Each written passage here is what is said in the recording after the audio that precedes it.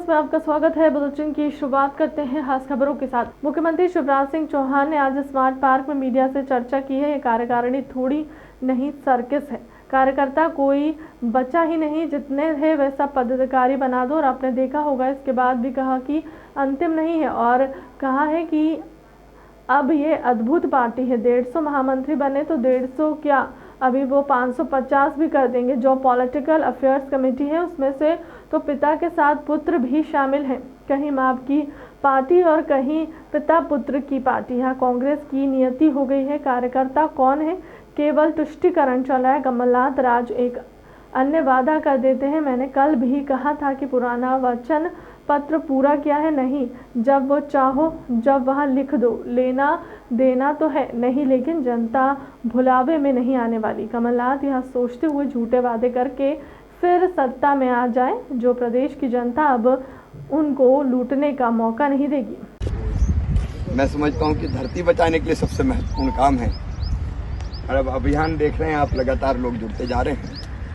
लेकिन आज का दिन मध्य प्रदेश के विकास के लिए एक ऐतिहासिक दिन है।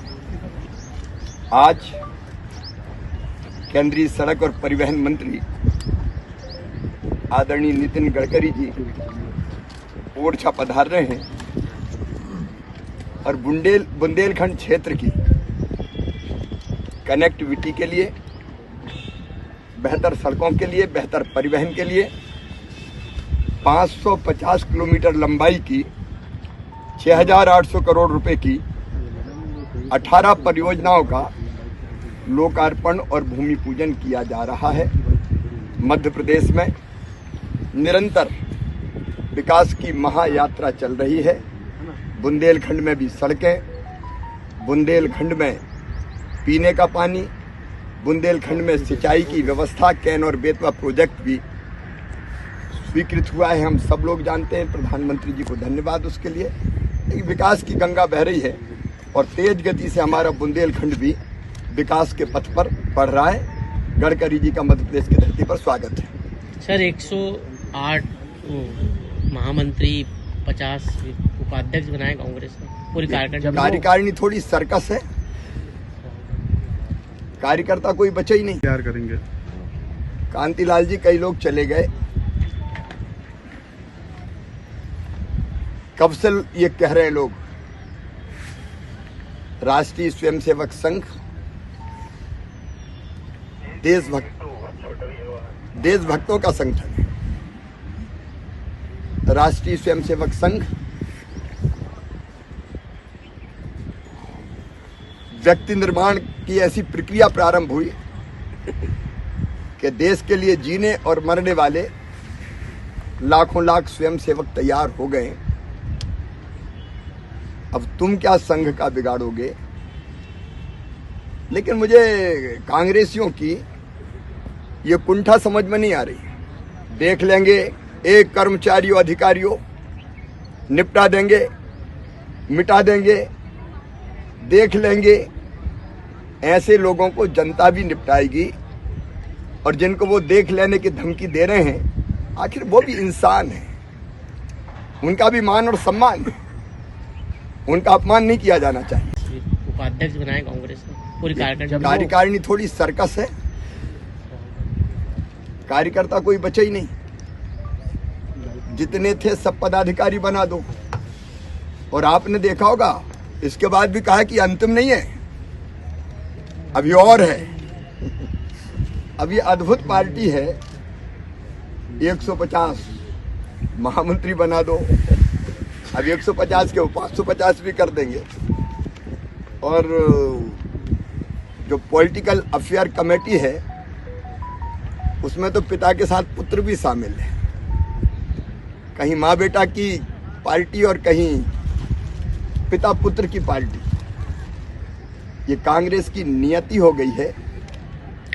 कार्यकर्ता कौन है, केवल तुष्टिकरण चल रहा है। कमलनाथ जी रोज एक नया वादा कर देते हैं। मैंने कल भी कहा था तो पुराना वचन पत्र पूरा किया नहीं, और अब जो चाहो वो लिख दो। लेना देना तो है नहीं। लेकिन जनता भुलावे में नहीं आने वाली। कमलनाथ ये सोच रहे होंगे कि झूठे वादे करके फिर सत्ता में आ जाए तो प्रदेश की जनता उनको अब प्रदेश को लूटने का मौका नहीं देने वाली। सर कांतिलाल नगरीय निकाय चुनाव में मिली ऐतिहासिक जीत पर बोले बीजेपी के प्रदेश अध्यक्ष विष्णुदत्त शर्मा। 19 नगर पालिका नगर परिषद के चुनाव हुए हैं। आज मुझे बताने में गर्व है और मैं आज भारतीय जनता पार्टी के बूथ के एक एक कार्यकर्ताओं को बधाई देता हूं। चाहे बड़वानी हो, चाहे धार हो, राधोगढ़ हो, ओमकारेश्वर, जेथरी, अनूपपुर, भारतीय जनता पार्टी को ऐतिहासिक बहुमत मिला है। 19 में से बीजेपी को 11 में पूर्ण बहुमत, साथ ही एक में बीजेपी कार्यकर्ताओं चुनाव लड़ा गया है, वह भी हमारे साथ आ गया। इस प्रकार में 12 नगर परिषद में ऐतिहासिक बहुमत मिला है। मैं एक बार पूरे भारतीय जनता पार्टी के कार्यकर्ताओं को बधाई देता हूं। मुख्यमंत्री हमारे सभी नेतृत्व को बधाई देता हूं। यह जो जीत हुई है मोदी के प्रति, गरीब कल्याण की योजनाएं के प्रति मुख्यमंत्री के नेतृत्व और उनकी गरीब कल्याण की योजनाओं की ताकत है। प्रधानमंत्री शिवराज के प्रति जनता का अथाह विश्वास है। जो 19 नगरपालिका नगर परिषद के चुनाव हुए हैं,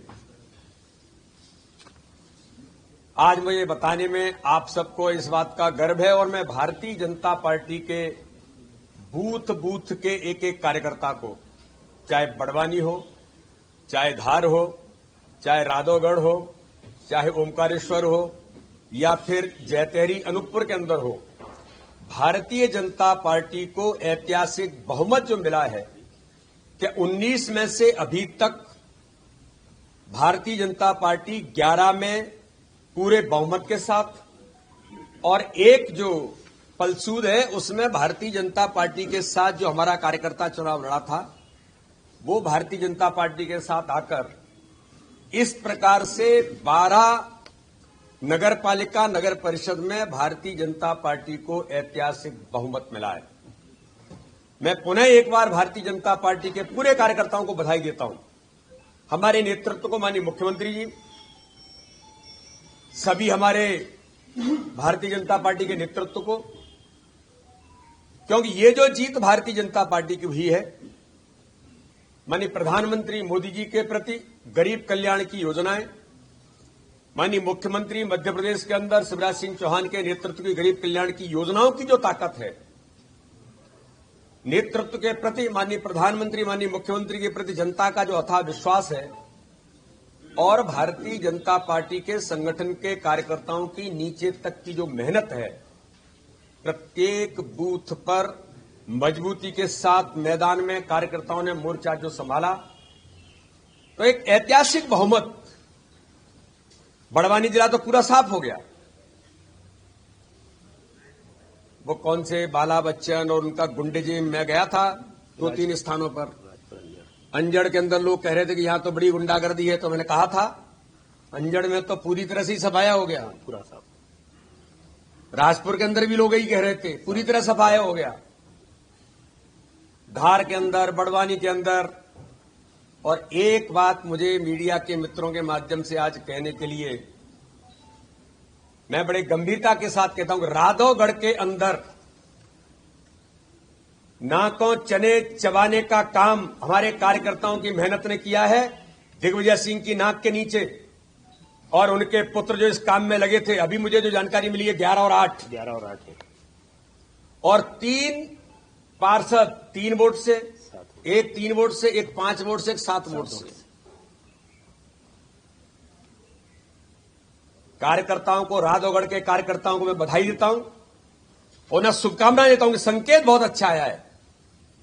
और मीडिया के मित्रों में आपके माध्यम से आज कहना चाहता हूं कि 2023 के चुनाव में भारतीय जनता पार्टी राधोगढ़ में भी परचम फहराएगी।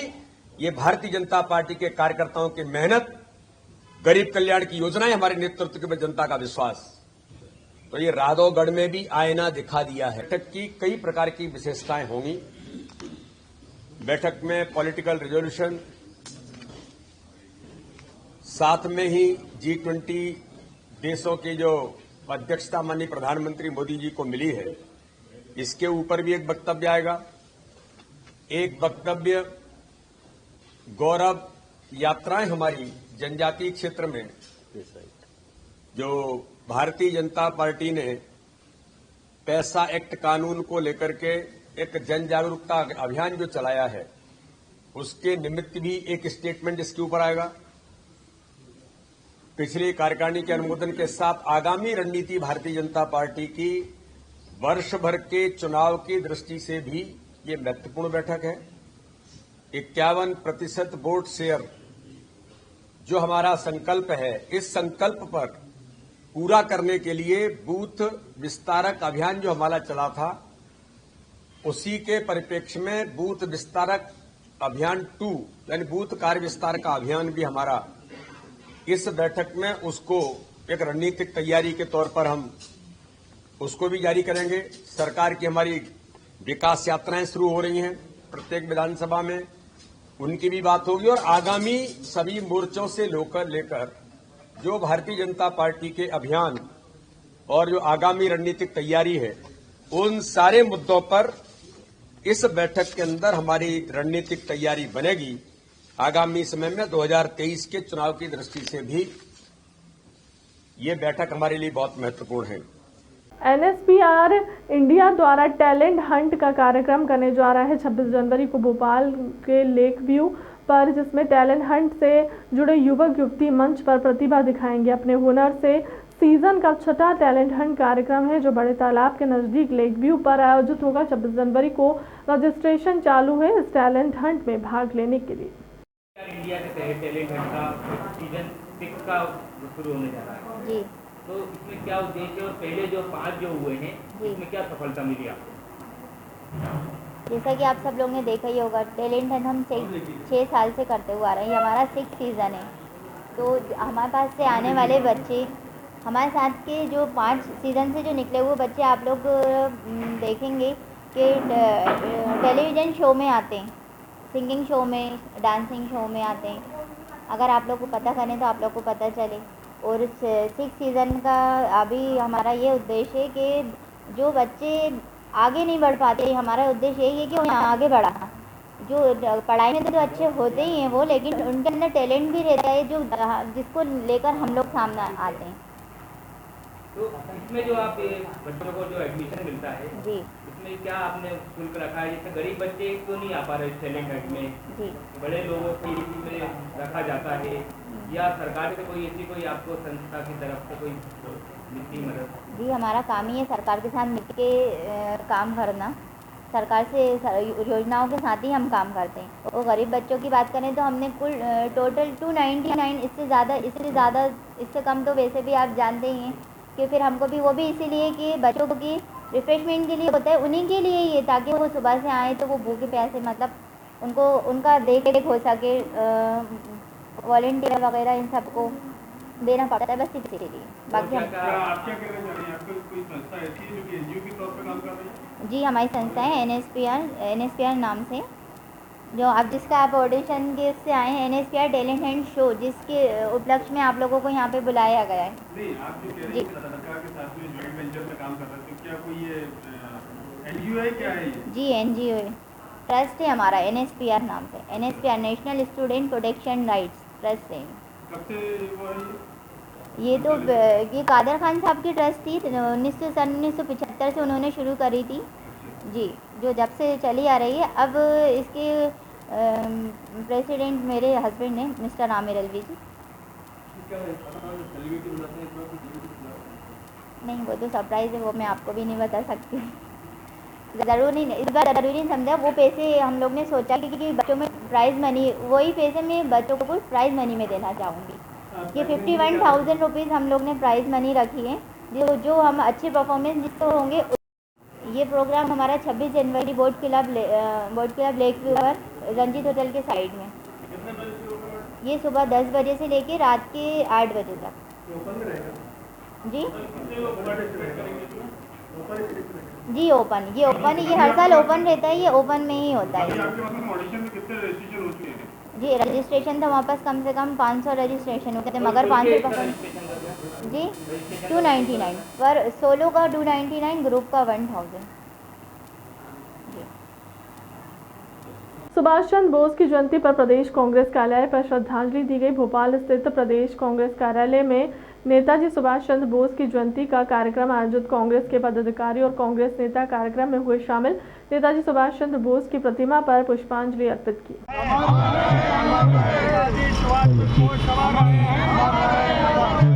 सूरज चांद रहेगा, सूरज चांद रहेगा, सूरज चांद रहेगा। आदरणीय साथियों, आज नेताजी सुभाष चंद्र बोस की 126वीं जयंती पर हम सब कांग्रेस दल और नेताजी सुभाष चंद्र बोस की जय हिंद।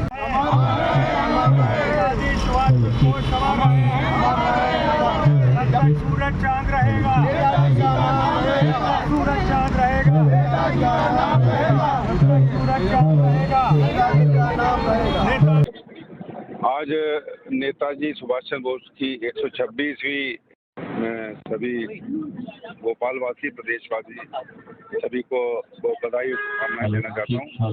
नेताजी सुभाष चंद्र बोस एक ऐसे स्वतंत्रता संग्राम सेनानी है जो सर्वधर्म समभाव के प्रतीक थे और उन्होंने जो आज़ाद हिंद फौज का निर्माण किया था उसमें उनका नारा था, तुम मुझे खून दो मैं तुम्हें आज़ादी दूंगा। ये जय हिंद का नारा ये उनका दिया हुआ है और ये मूर्ति जो यहाँ पे स्थापित है कि डॉक्टर शंकर दयाल शर्मा जब राष्ट्रपति थे और दिग्विजय सिंह जी मुख्यमंत्री तब ये स्थापित यहाँ पर हुई थी। आज युवा नेताजी से प्रेरणा लेते हैं और सांप्रदायिक सद्भाव के प्रतीक कैसे थे। जब प्रिजनर ऑफ वार बनाया उनके सैनिकों को अंग्रेजों ने, तो बिहार के एक स्टेशन पे गाड़ी रुकी तो एक सैनिक ने चाय लेने की कोशिश की। दो हॉकर्स बेच रहे थे, तो बोले भाई दो कैसे? बोले साहब एक हिंदू चाय हिंदू लोग पीते हैं और एक मुस्लिम चाय मुस्लिम पीते हैं।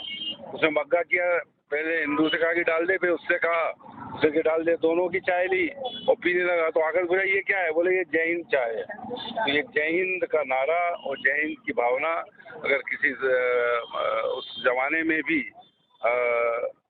अंग्रेजों से लड़ते हुए ये नेताजी सुभाष चंद्र बोस की देन थे। बहुत बधाई, बहुत शुभकामनाएं। आज नेताजी सुभाष चंद्र बोस की 126वीं में सभी भोपालवासी, प्रदेशवासी सभी को बधाई शुभकामनाएं देना चाहता हूँ। नेताजी सुभाष चंद्र बोस एक ऐसे स्वतंत्रता संग्राम सेनानी है जो सर्वधर्म समभाव के प्रतीक थे और उन्होंने जो आज़ाद हिंद फौज का निर्माण किया था उसमें उनका नारा था, तुम मुझे खून दो मैं तुम्हें आज़ादी दूंगा। ये जय हिंद का नारा ये उनका दिया हुआ है और ये मूर्ति जो यहाँ पे स्थापित है कि डॉक्टर शंकर दयाल शर्मा जब राष्ट्रपति थे और दिग्विजय सिंह जी मुख्यमंत्री तब ये स्थापित यहाँ पर हुई थी। आज युवा नेताजी से प्रेरणा लेते हैं और सांप्रदायिक सद्भाव के प्रतीक कैसे थे। जब प्रिजनर ऑफ वार बनाया उनके सैनिकों को अंग्रेजों ने, तो बिहार के एक स्टेशन पे गाड़ी रुकी तो एक सैनिक ने चाय लेने की कोशिश की। दो हॉकर्स बेच रहे थे, तो बोले भाई दो कैसे? बोले साहब एक हिंदू चाय हिंदू लोग पीते हैं और एक मुस्लिम चाय मुस्लिम पीते हैं।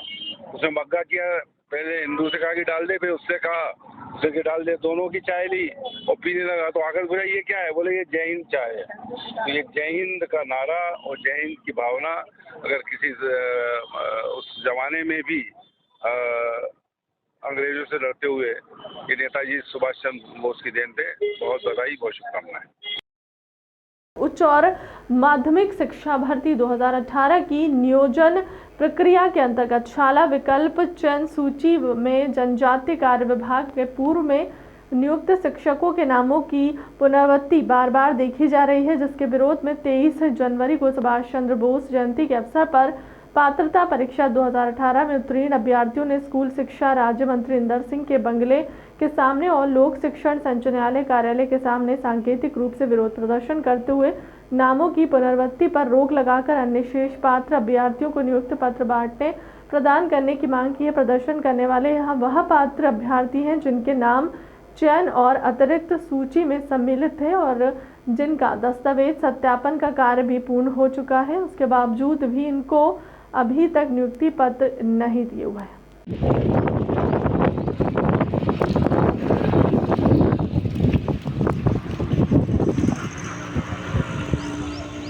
हमारी मांगे पूरी करो, हमारी मांगे पूरी करो। शिक्षक भर्ती 2018 पूरी करो, शिक्षक भर्ती 2018 पूरी करो। नामों की पुनरावृत्ति पर रोक लगाओ, नामों की पुनरावृत्ति पर रोक लगाओ, नामों की पुनरावृत्ति पर रोक लगाओ। नए अभ्यर्थियों को शामिल करो, नए अभ्यर्थियों को शामिल करो। हमारी मांगे पूरी करो, शिक्षक भर्ती पूरी करो। रिक्त पदों में वृद्धि करो, रिक्त पदों में वृद्धि करो। नहीं आपसे भीख मांगते, हम अपना अधिकार मांगते। नहीं आपसे भीख मांगते, हम अपना अधिकार मांगते। हमारी मांगे पूरी करो, हमारी मांगे पूरी करो। नामों की पुनरावृत्ति पर रोक लगाओ, नामों की पुनरावृत्ति पर रोक लगाओ। मैम नाम बताइए। मैं रचना व्यास, वर्ग 1 हिंदी से हूँ।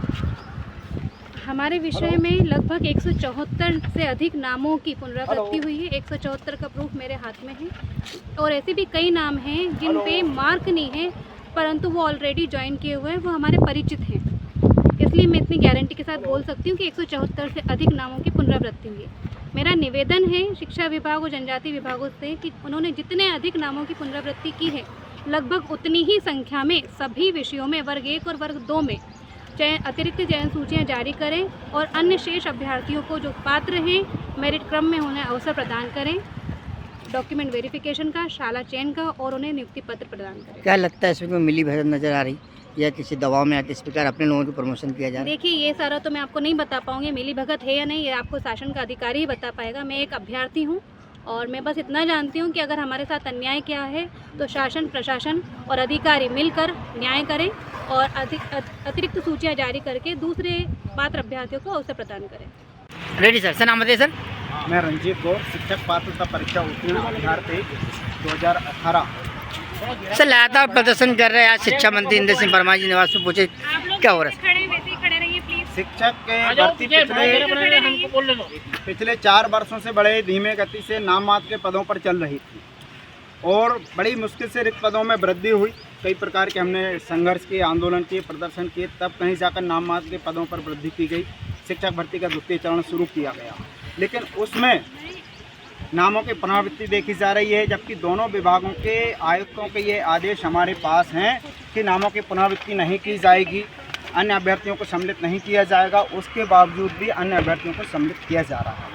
शेष अभ्यर्थी जो कि चयन सूची में थे, अतिरिक्त सूची में थे एवं अन्य सूचियों में थे, वह आज भी सड़कों पर रहते हैं और उन्हीं जो पहले से नियुक्त शिक्षक हैं उन्हीं को बार बार नियुक्ति पत्र दिए जा रहे हैं, जिसका हम विरोध करते हैं। हमारी मांग है कि अन्य शेष अभ्यर्थी जो पात्र हैं उनको अवसर दिया जाए, शिक्षक बनाकर उनको स्कूलों में भेजा जाए, उनसे साला विकल्प कराया जाए और जो आगामी परीक्षा की बात कही जा रही है उसको अभी रोका जाए, निरस्त किया जाए। 2018 की शिक्षक भर्ती को पदवृद्धि के साथ पूर्ण किया जाए। जुलाई अगस्त में जो जनजाति विभाग से आदेश हुए थे हमारे साथियों के लिए, हमारे भाई बहनों के लिए नियुक्ति के लिए, उन्हीं आदेशों को फिर से डाल दिया गया, जिनकी वजह से हमारे अन्य साथी आज शिक्षक बनने से वंचित हैं। हमारी मांग शिक्षा मंत्री जी, मुख्यमंत्री जी एवं सभी अधिकारियों से यही है कि शिक्षक भर्ती को न्याय संगत तरीके से पूर्ण किया जाए, नामों की पुनरावृत्ति पर पूर्णतः रोक लगाते हुए अन्य अभ्यर्थियों को अवसर दिया जाए, शिक्षक भर्ती को पदवृद्धि के साथ पूर्ण किया जाए। आगामी भर्ती जो है वर्ग 1 2 की उसको निरस्त किया जाए, वर्ग 3 के रिक्त पदों में भी वृद्धि की जाए। यही हमारी प्रमुख मांग है। गत दिनों पुलिस ने सुंदरसी थाना अंतर्गत ग्राम झंडा खेड़ा निवासी एक व्यक्ति के यहां से करीब 80 लाख रुपए की कीमत का चोरी का माल बरामद किया, जिसमें अवैध डीजल, पेट्रोल सहित वाहन व अन्य सामान पाए गए हैं। रविवार को सुंदरसी थाने में आयोजित प्रेस वार्ता के दौरान फरियादियों को न्यायिक आदेश से उनका सम्मान वापस किया गया। दरअसल 2 जनवरी को पुलिस को सूचना मिली थी कि ग्राम झांडा खेड़ा में शराब और चोरी से संबंधित वस्तुओं और पेट्रोल, डीजल, गैस टंकी आदि का अवैध कारोबार किया जा रहा है। इस पर एसपी के निर्देश व अतिरिक्त पुलिस अधीक्षक के मार्गदर्शन एसडीओपी बेरछा के नेतृत्व में थाना प्रभारी सलसलाई, थाना प्रभारी सुंदरसी, बेरछा, अंकोलिया व शुजालपुर मंडी की टीमों गठित की गई और बड़ी मात्रा में शराब और चोरी से संबंधित वस्तुओं और पेट्रोल डीजल गैस टंकी अवैध कारोबार के विरुद्ध कार्यवाही कर आरोपी को गिरफ्तार किया गया। उनके विरुद्ध जो है पुलिस ने 34 आबकारी अधिनियम और ईसी एक्ट के तहत तत्काल प्रकरण पंजीबद्ध किया था। साथ ही ये वाहन की जांच की गई, जो चोरी और जो माल उनके पास मिला था उसकी जांच करने पे इनके मालिकों का पता लगा, और जब पता लगा तो पुलिस ने इसमें सूदखोरी अधिनियम का भी एक प्रकरण पंजीबद्ध किया है उनके विरुद्ध, और उसमें भी उनकी गिरफ्तारी हुई है।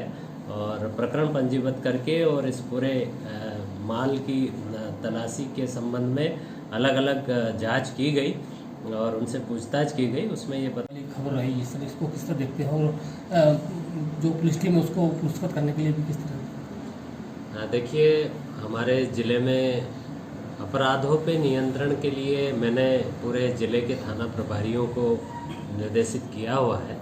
उसी कड़ी में हम लोग निरंतर कार्रवाई कर रहे हैं, और ये 2 जनवरी को एक सूचना प्राप्त हुई थी थाना सुंदरसी पे कि ग्राम झंडा खेड़ा में एक दुर्गापुरी नाम का व्यक्ति है जो आदतन अपराधी है, पूर्व में भी सजायाफ्ता भी है ये व्यक्ति, और इसके खिलाफ काफ़ी अपराध भी पंजीबद्ध है। और इनके यहाँ पे बहुत बड़ी संख्या में शराब और अवैध पेट्रोल डीजल, कटिंग का सामान और बहुत सारे अवैध वाहन रखे हुए हैं, ऐसी सूचना प्राप्त हुई थी। सूचना पर पुलिस की टीम, अतिरिक्त पुलिस अधीक्षक एसडीओपी के नेतृत्व में तहसीलदार के साथ जाके वहाँ पे दबिश की और उनके घर की तलाशी ली। उसमें बहुत सारा सामान जब्त हुआ था, लगभग 80 लाख का। उसमें 24 दोपहिया वाहन और 9 जो है 4 पहिया वाहन थे, जिसमें 7 ट्रैक्टर, पिकअप और बोलेरो वाहन थे। सतना जिले के मेहर मां शारदा नगरी के उदयपुर में महिला ने लगाई फांसी, पास ही 2 माह का बच्चा भी मृत मिला। मेहर देवी जी चौकी थाना अंतर्गत उदयपुर में एक महिला का शव उसके घर पर फांसी के फंदे पे लटका मिला, तो वहीं उसी के पास उसे 2 माह के बालक का भी शव मृत अवस्था में पड़ा मिला। एक साथ 2 शव मिलने से वहां आसपास के इलाके में सनसनी फैल गई। घटनास्थल के मौके पर एसडीओपी सहित थाना पुलिस बल मौजूद रहा। उन्होंने एक सुसाइड नोट भी बरामद हुआ। वह पूरा मामला हत्या आत्महत्या से जुड़ा है, इसकी तफ्तीश जारी है। पुलिस फिलहाल इस पूरे मामले में जांच में जुटी है। उदयपुर में एक मर्द हुआ है, महिला ने फांसी लगाई है, उसके साथ में 2 माह का बच्चा है। क्या पूरा मामला? अभी तक जो ज्ञात स्थिति है उसमें ये है कि मृतिका है 24 वर्ष की, नाम है रजनी कौरी, पति गुरु प्रसाद कौरी, निवासी उदयपुर मैयर। उसमें स्थिति ये है कि उसके द्वारा फांसी लगाकर आत्महत्या की गई है, और उसी कमरे में 2 माह का एक बालक भी है जो भी मृत अवस्था में मिला है। अब चूँकि आगे पीएम के बाद ही कुछ कहा जाना उचित होगा। तो प्रथम दृष्टया क्या नजर आ रहा है? जैसे 2 माह का बच्चा भी है इसमें मृत, तो प्रथम दृष्टया क्या समझ में आ रहा है? प्रथम दृष्टया इतना कहा जा सकता है कि उसकी मृत्यु तो हो गई है, और अब चूँकि मृत्यु का कारण तो पीएम के बाद ही स्पष्ट हो पाएगा। कोई सुसाइड नोट वगैरह? सुसाइड नोट एक जब्त हुआ है, उसमें जब्त हुआ है सुसाइड नोट, उसको रिकवर कर लिया है हमने। बाकी अग्रिम कार्रवाई अभी जांच जारी है, चल ही रहा है कार्रवाई में। क्या हुआ है इधर मोहल्ले में हल्ला हुआ, पता चला हम लोगों को फांसी लगाई एक महिला रजनी कोरी। हम लोग आके देखे, खिड़की से देखे तो बच्चा वो लटकी थी फांसी पे। पुलिस को सूचना दी गई, पुलिस आई, पुलिस के वहाँ जब तोड़ी तो उसके अंदर 2-3 माह का बच्चा भी मृत्यु में पड़ा था। और जो है तो यहाँ कार्रवाई करे प्रशासन। क्या नाम है आपका? मेरा रमेश सिंह लोधी, उदयपुर।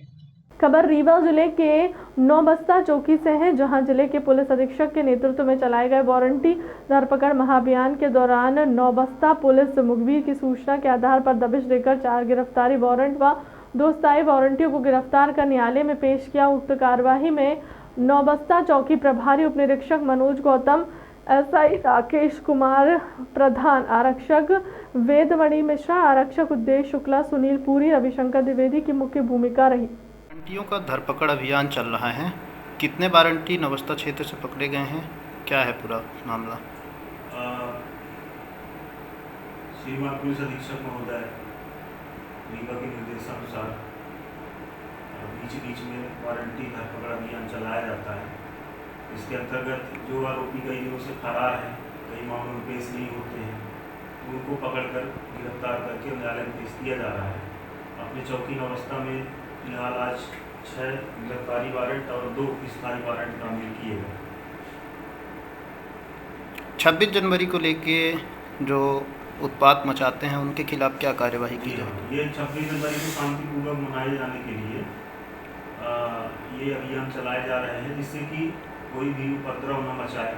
थाना क्षेत्रों में हर थाना में गिरफ्तारी वारंट और स्थायी वारंट तामील किए जा रहे हैं, जिससे कि इस प्रकार के अपराधी थाना क्षेत्रों में खुलेआम न घूमें और वो अपने एक समाज में भी अच्छा मैसेज जाए कि अपराधी समाज में खुलेआम नहीं घूम रहे हैं।